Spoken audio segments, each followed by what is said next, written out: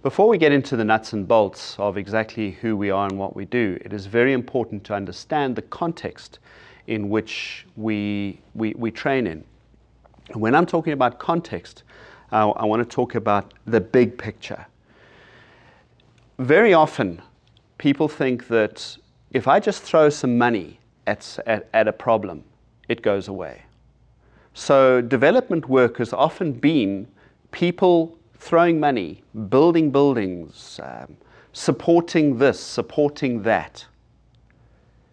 The problem is that one is faced with a question of sustainability. How sustainable is this thing going to be? Because when we leave, is this thing going to fall flat, or does it have a life of its own? Now, for us, it has to be sustainable. If it's not sustainable, then we may as well pack up and not do anything, because then we're wasting money.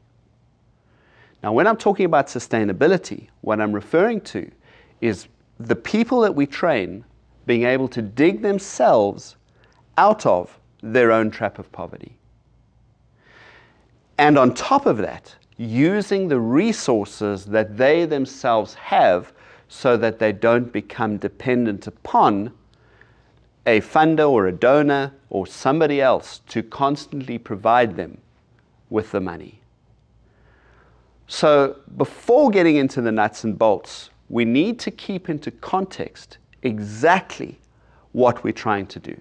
And that's to help people become sustainable with their own resources.